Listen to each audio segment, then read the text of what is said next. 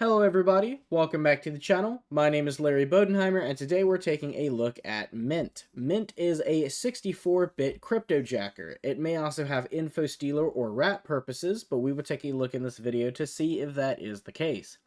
Before we run the malware itself, let's take a look at virus total. We have 61 out of 73 detections. However, the malware itself is a little over 3 weeks old, so I'm not going to get too much into detections because most popular AV companies should detect it at this point. For the tags, we have long sleeps, detects debug environment, calls WMI, spreader, 64 bits, and checks CPU name. And here are your threat categories, family labels, and your popular threat label. It would take too long to see who does detect it, so let's look at who does not. So we have, right now I'm not seeing any big names. I'm not even seeing Webroot. I've never heard of any of these before except for Baidu. And Webroot does give it an Amaday verification. So that's not the right one, but you know, at least it's something. If we go to details, here's your MD5, your SHA-1, and your SHA-256. These will be in the comment section of the video, so you won't have to make a note of these now. It says creation time was the 25th. I never look at first seen in the wild because this is always inaccurate. First submission was at 8 Universal Time on August 25th. Last submission and analysis was me about 8 minutes ago, or 6 minutes ago.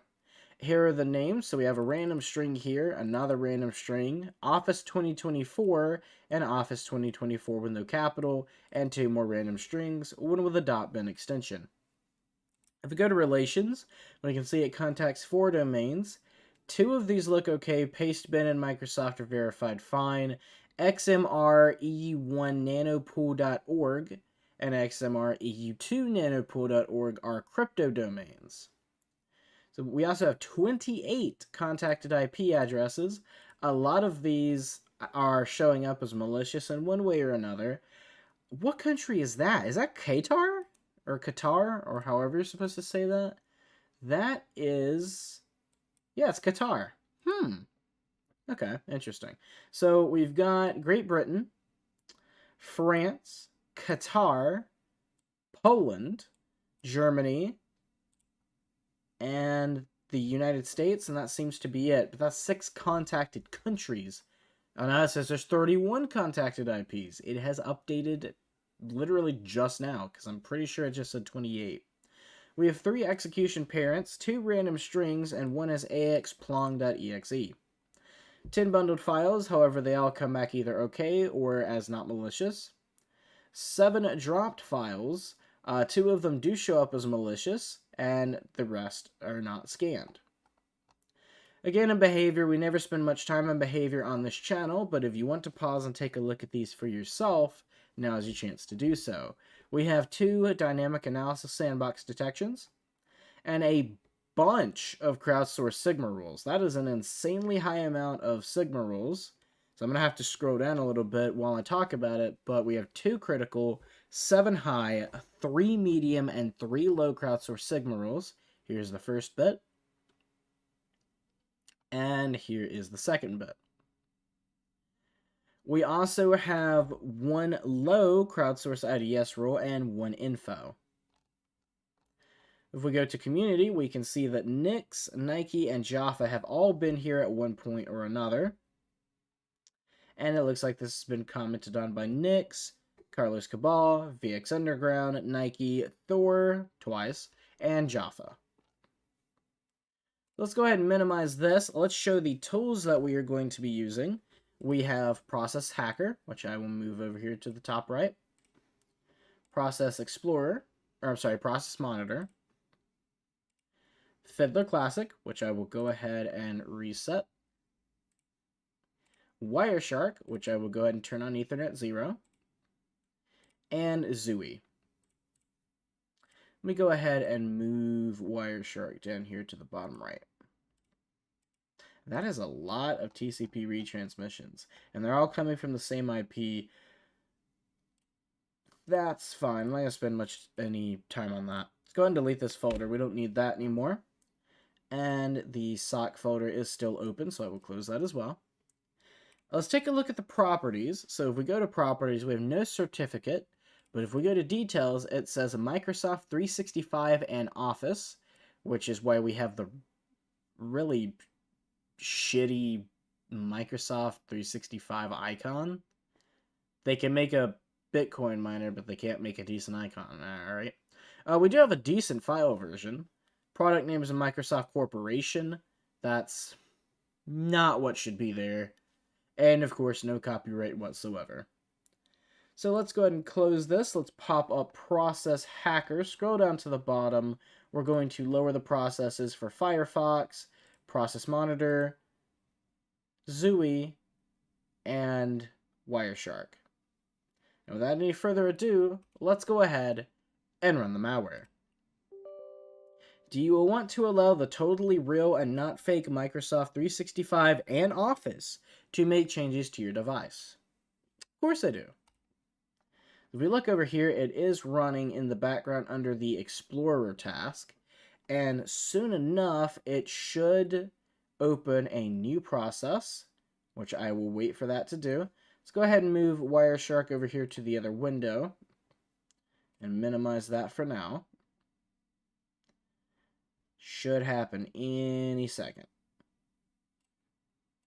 Go ahead and move this to a window as well instead of being full screen. There it is. So it does open PowerShell and ConHost. Then it opens a bunch more tasks. You can see that we have the service random name has been created. And we have two new things here. We have console host and we have command prompt.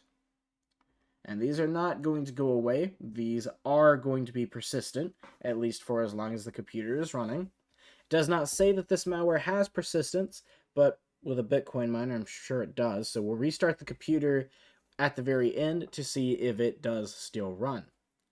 Let's go ahead and now lower this, and we're going to take a look in Wireshark for any suspicious traffic. So I don't know what's going on with this 146 IP and why it's retransmitting so many packets. But if we take a look at Wireshark, I'm just going to go ahead and show that this is... Oh, wait a minute. Oh! I swear that was the one that was running before we even ran the malware.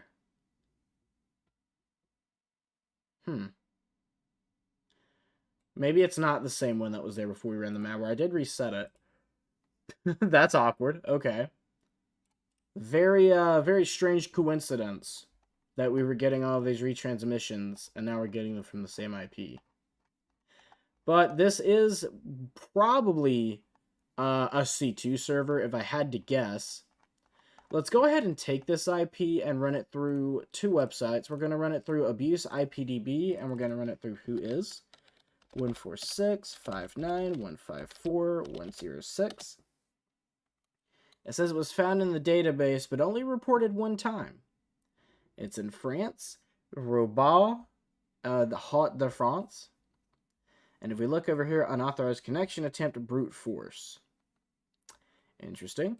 And if we put this on Whois, let's just take a closer look. Go ahead and copy this. It'd be easier if we did it like that. And here's your RIPE database. Here's your INET your net name, country is France, organization, ORGOS3 RIPE. You've even got some geolocation information. Status legacy. Interesting. Please don't call that number and start harassing people.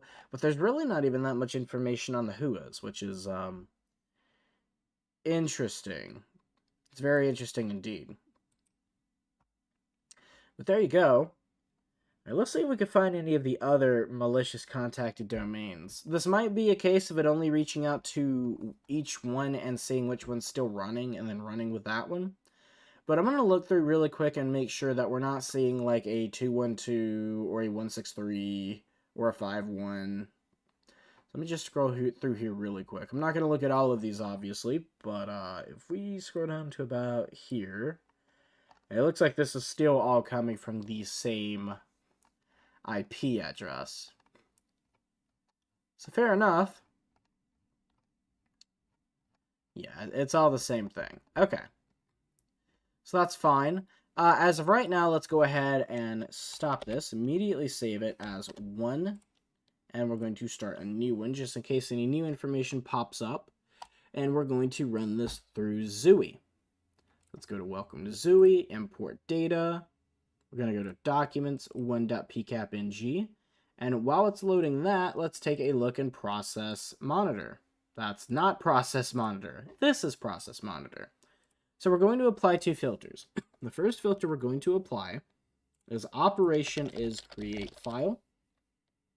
And the second one is going to be process name is, and I'm not typing all that, so we're going to go to the desktop, rename, Control A, Control C, Control V, enter, enter, and it'll now filter through 10 million events to see what there is to see.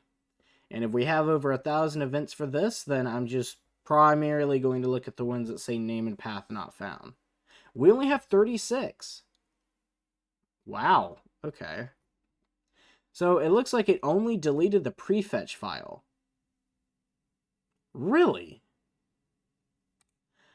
Okay, so we have sc.exe. Let's jump to that.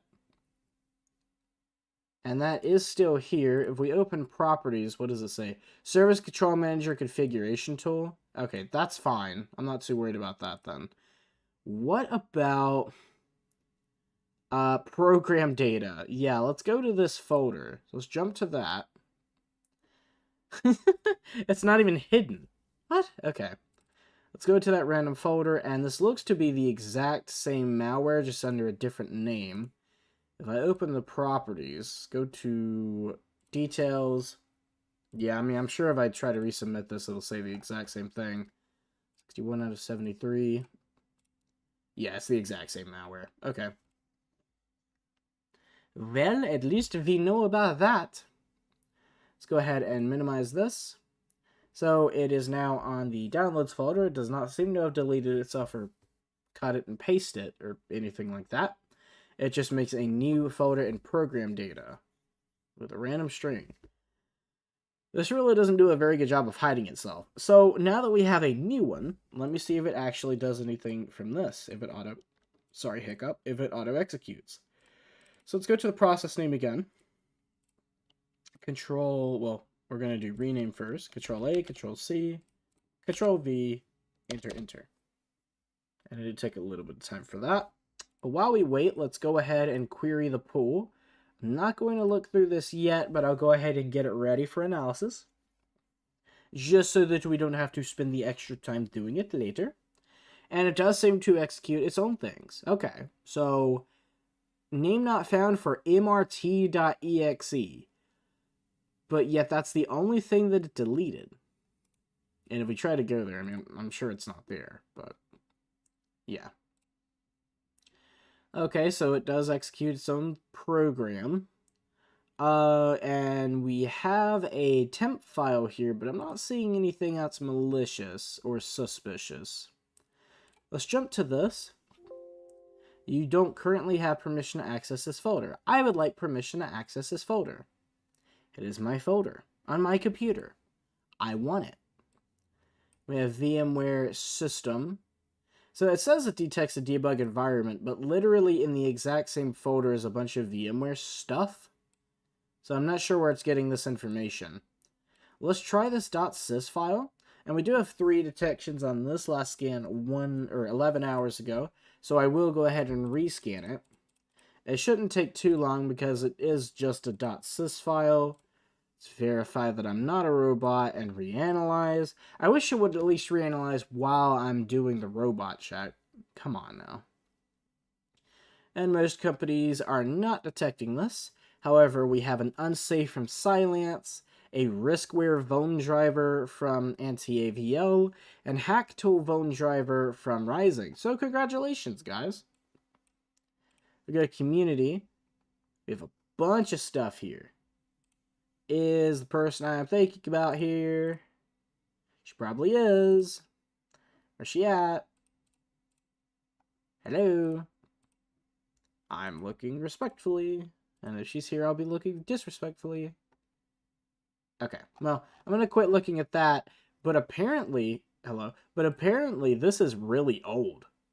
Yeah, the creation time and signature date was 2008, and first submission seems to hold that true.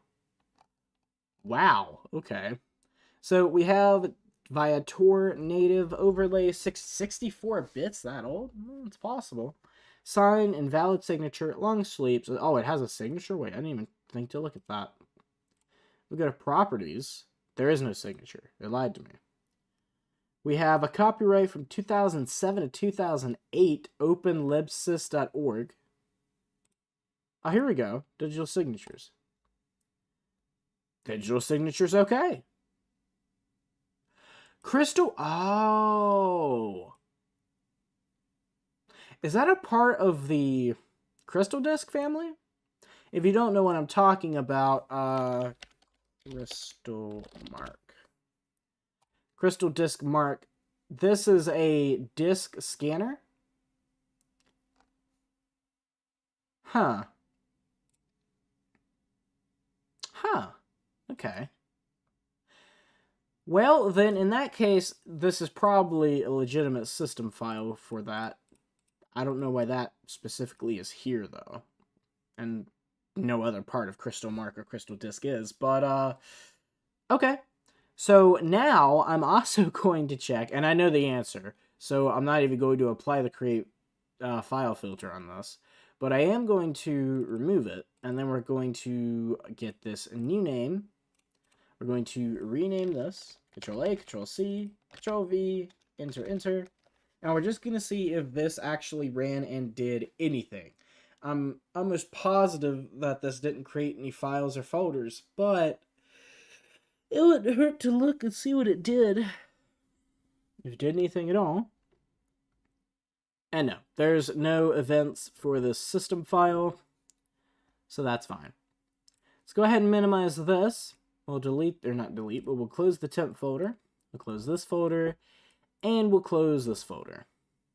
And we still have this con host and command.exe running. So that is fine. Let's take a look at Zooey. We have known services, 16 shapes, 242 total rows, and not quite immediately, but soon we start getting notices. So we got a notice here for an invalid certification. And we have an alert. And this alert says, ET policy observed DNS query to coin mining domain nanopool.org. Category, potential corporate privacy violation, action allowed, signature ID, GID, revision, metadata, former category, and string. And if we keep going, we'll start getting more alerts. Another contact in Nanopool.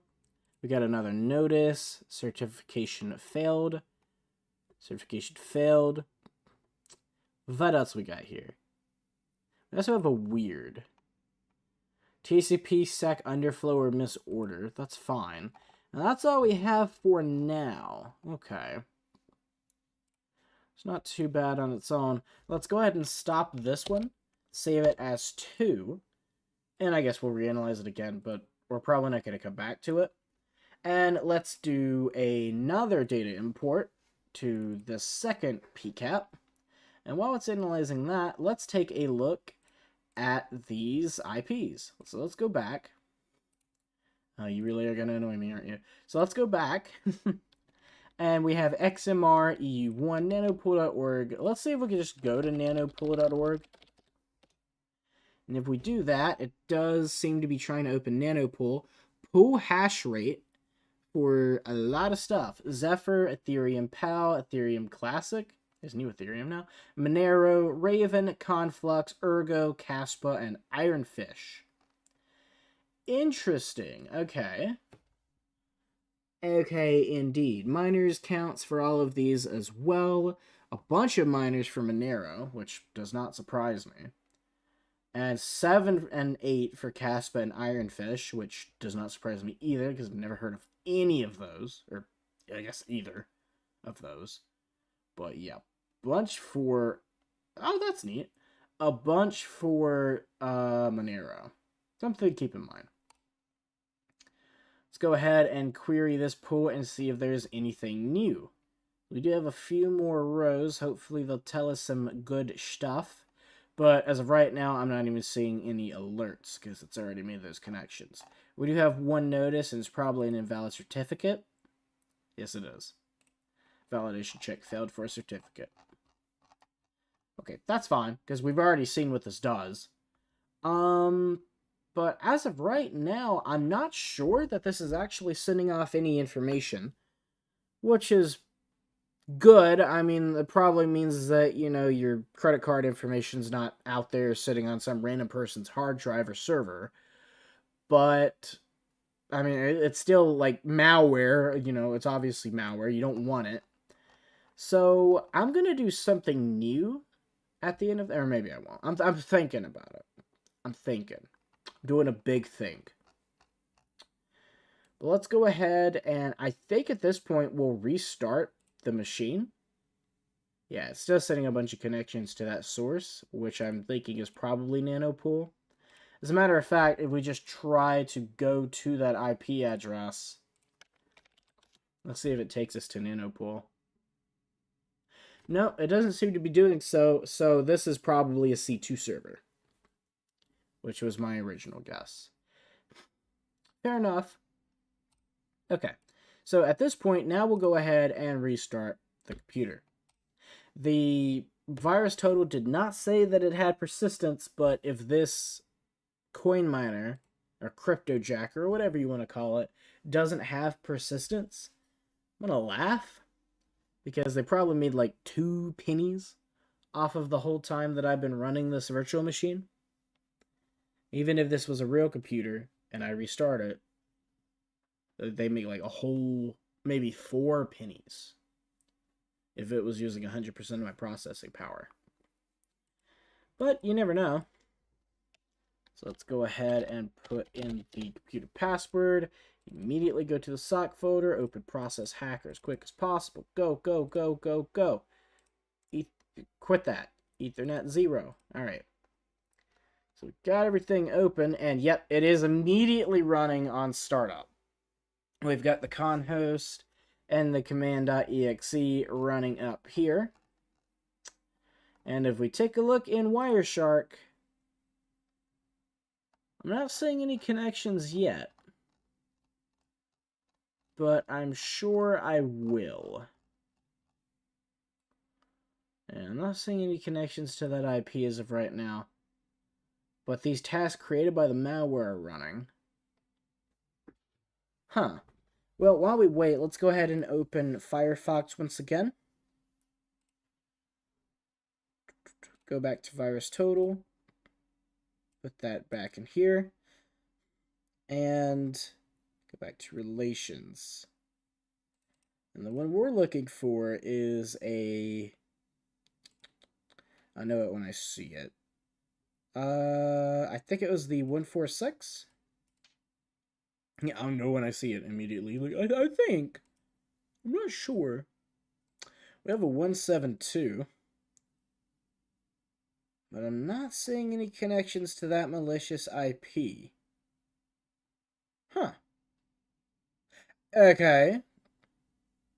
Well, we do have a bunch of packets, so one more time, I'm going to run this through Zooey and see if an IDS log is going to pick up on anything. So let's open Zooey and get that ready. In full screen, please. Thank you. We can close these query sessions and packet captures. Let's go ahead and stop, save, 3, and run it again just in case it starts connecting with that C2 while I'm doing all this. Import data, 3.pcapng. And you know, that's another thing too. We didn't see any connections on the second packet capture either. I mean, we saw it in here that it was still like sending TCP retransmissions to that IP address, but we didn't see anything else. Let's see, we got a 142. That's fine. A 2-3. No. Huh. Okay. And this should be done scanning anytime. Wait, we got a 2-0. Oh, there are 2 3s on here. but none of what's in that destination route. 2099. Okay, let's go ahead and take a look at the query pool. And we don't have much. Actually, we have 732 total rows. I don't know why I said we don't have much. We do have some alerts, and these alerts say Suricata app player wrong direction. That's fine. These are all probably going to say that, aren't they? Just to annoy me. Of course they are. Why wouldn't they? If I see any alert ones or notices, I will take a closer look at those. Maybe this one? Here we go. ET-info observed Cloudflare DNS over HTTPS domain. Not necessarily something suspicious on its own, but something to keep in mind. We've got another alert. App player wrong direction. Here we go. Notice. SSL certification validation failed. Is this app player? It sure is. I'm not seeing any alert ones, and that's all the information so far. We'll scroll down to the bottom. I'm still not seeing any connections here, but I'm sure it'll start making connections later on, once the computer has been up for a certain amount of time. But either way, that is going to be it for Mint. I hope you guys did enjoy the video. If you're new to the channel, please make sure to subscribe. And if there's anything that I did not do in this video that you want to see in future videos, please make sure to let me know in the comments so I can do those in the future. My name is Larry Bodenheimer. You guys have been amazing, and I will see you in the next one.